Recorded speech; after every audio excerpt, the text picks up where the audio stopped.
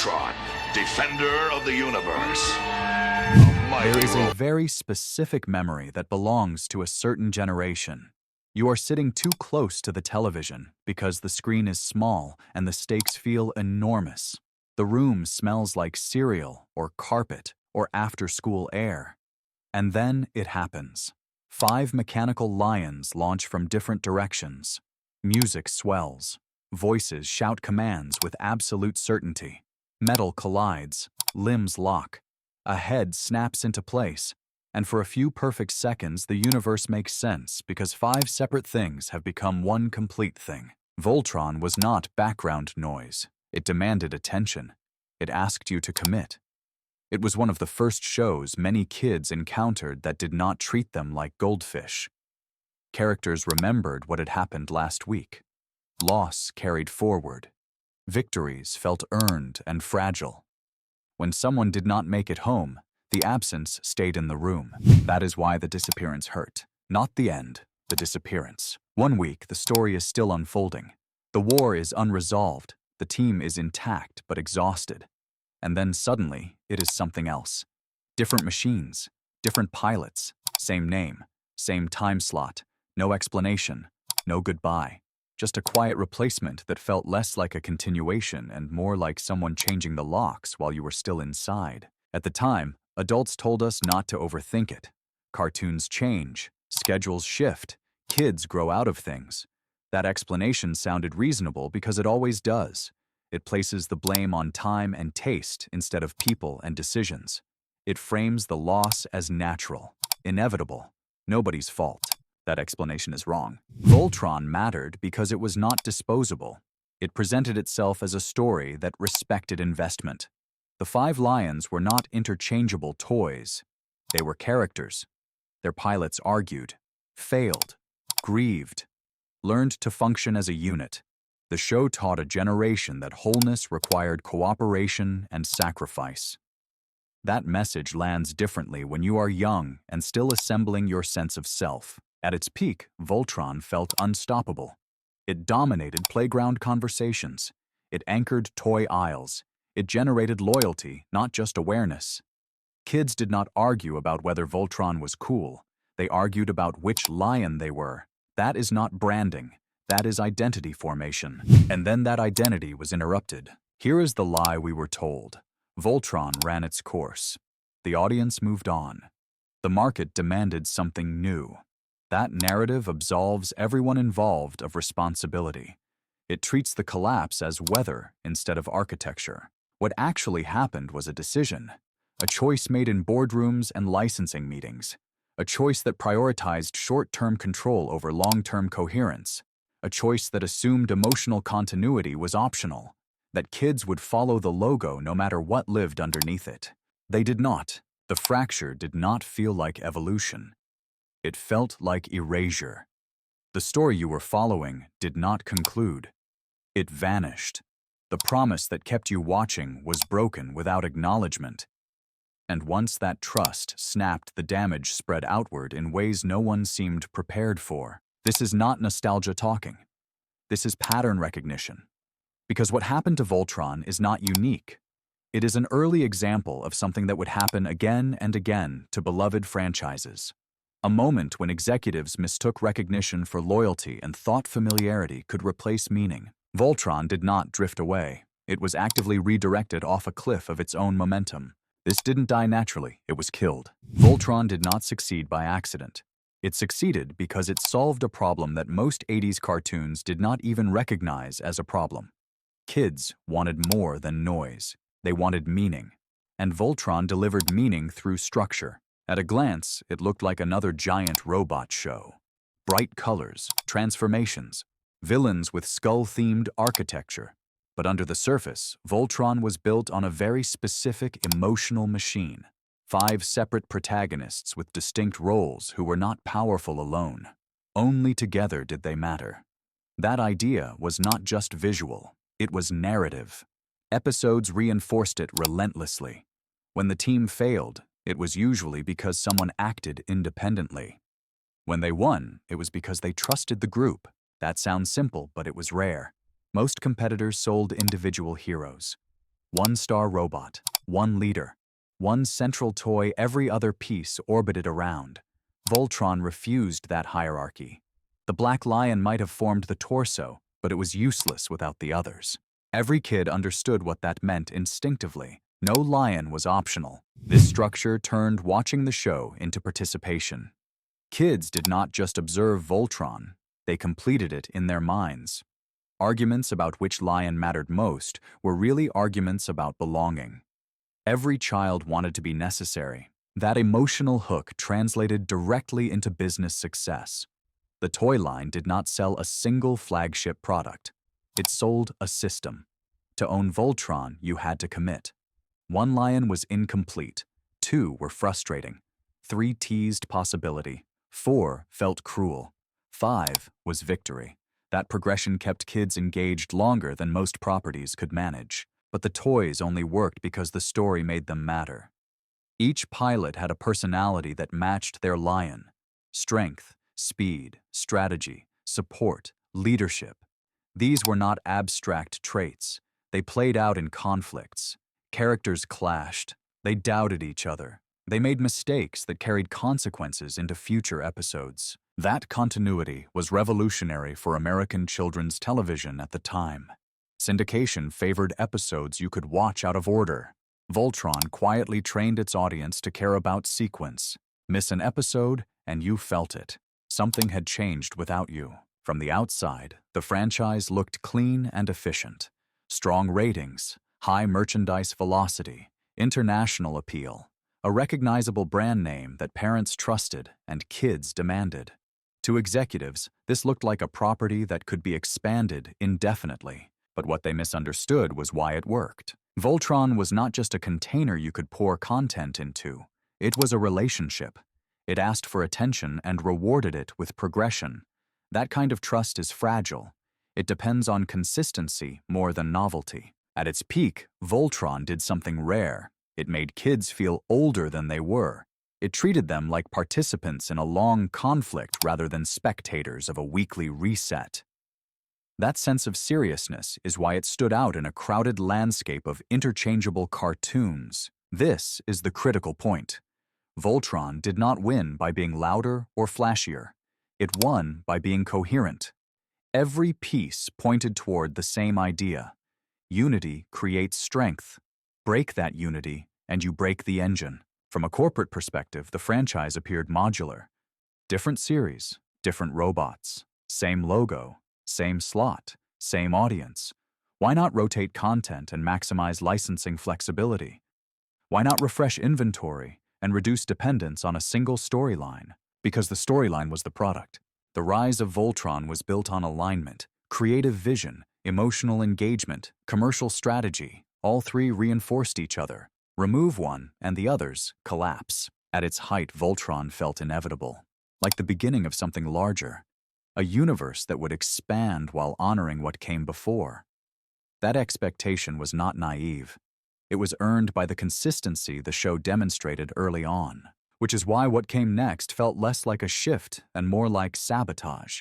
The collapse of Voltron does not come from 1,000 small mistakes. It comes from one decision that seemed harmless in isolation and devastating in sequence. The choice to treat Voltron as a replaceable format instead of a continuing story. The choice to swap out the Lion Force narrative for an entirely different show while pretending nothing essential had changed. This was not framed publicly as an ending. That is important. Endings acknowledge investment. Endings signal respect. This was framed as an upgrade, a refresh, a natural progression. Vehicle Team Voltron. Same name.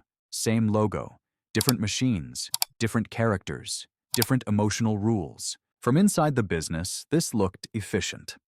World Events Productions had access to multiple Japanese series. Licensing the original Lion Force material indefinitely was expensive and restrictive. Using a different show reduced costs and increased control. New robots meant new toys.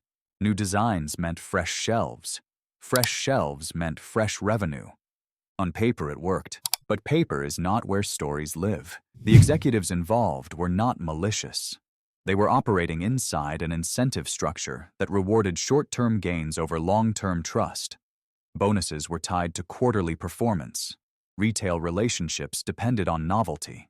Control mattered more than continuity. The logic was clean. If kids loved Voltron, they would love whatever carried the name. This assumption revealed a fundamental misunderstanding of why Voltron mattered. Kids were not loyal to the word. They were loyal to the story. The moment Vehicle Team Voltron replaced the Lion Force narrative, the emotional contract was broken. Not dramatically. Quietly. The show did not announce a conclusion. It did not resolve arcs.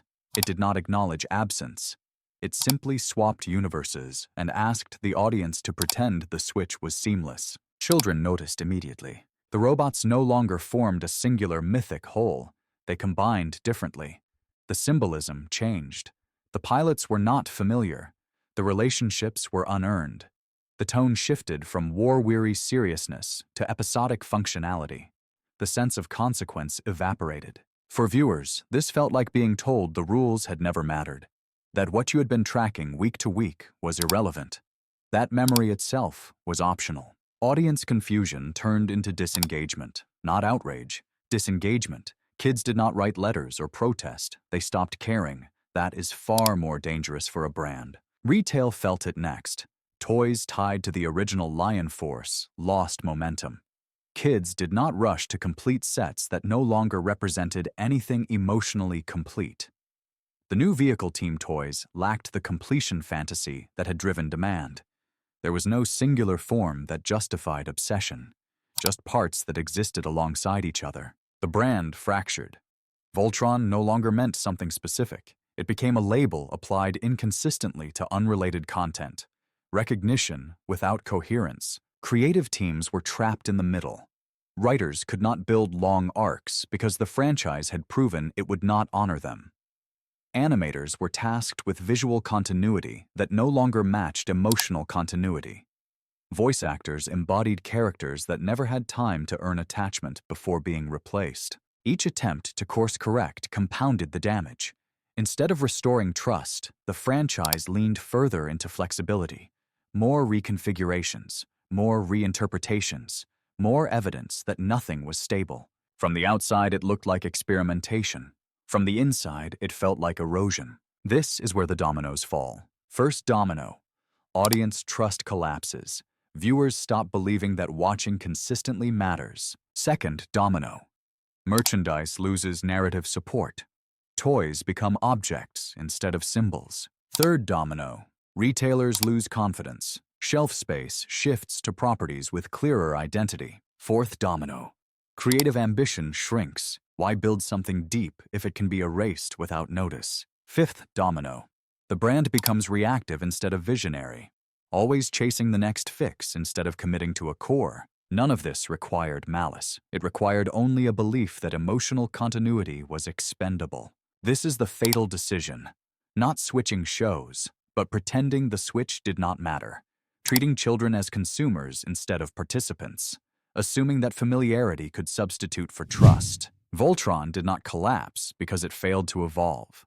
It collapsed because evolution was confused with replacement. Growth was confused with control. The executives involved likely believed they were protecting the franchise. In reality, they severed the artery that kept it alive. Once that artery was cut, every revival would struggle to restore circulation. This is the tragedy of Voltron. The pieces were still there, the brand recognition, the nostalgia, the potential. But the connective tissue was gone. What followed was not decline, but fragmentation. A franchise forever searching for wholeness it once had effortlessly, and the audience felt it, even if they could not articulate it yet. When a franchise fractures the way Voltron did, the damage does not stop at ratings charts or toy aisles. It moves through people, quietly, unevenly, often invisibly. For the creative teams, the message was immediate and brutal. Continuity was conditional. Long-term planning was a liability. Writers who had been building arcs learned that resolution was optional. Characters could vanish without closure. That knowledge changes how you work. You stop reaching for depth because depth is fragile. You start writing defensively, episodically, safely. Animators felt it too. The Lion Force designs were not just mechanical, they were expressive. The way the lions moved together communicated personality and hierarchy. Vehicle Team Voltron required a different visual language, more functional, less mythic. That shift was not an upgrade, it was a downgrade in emotional expression. The craft remained, but the purpose thinned. Voice performers lost something harder to quantify: emotional continuity. Performing a character across a long narrative builds rhythm and intimacy. It creates shorthand. That connection was severed without ceremony. Characters were replaced. Voices were reassigned. The work became transactional instead of relational. And then there were the fans. Kids rarely get counted in postmortems because their loss is assumed to be temporary. But for many, Voltron was the first time they invested in a story that treated their attention seriously. When that investment was discarded, it taught a lesson. That attachment could be punished. That stories could leave you mid-sentence. You can trace that lesson forward. A generation of viewers who approach franchises with skepticism, who wait for proof before committing, who joke about getting burned because they have been. This is not melodrama. It is pattern formation. The human cost of Voltron's collapse is not measured in cancelled episodes. It is measured in trust withdrawn, in creative caution, in emotional distance. People who worked on the show did not fail. They were overruled. People who loved the show did not outgrow it. They were abandoned. The loss was not mutual. It was imposed. This is the part that rarely gets acknowledged. Franchises are not just intellectual property. They are collaborative emotional projects.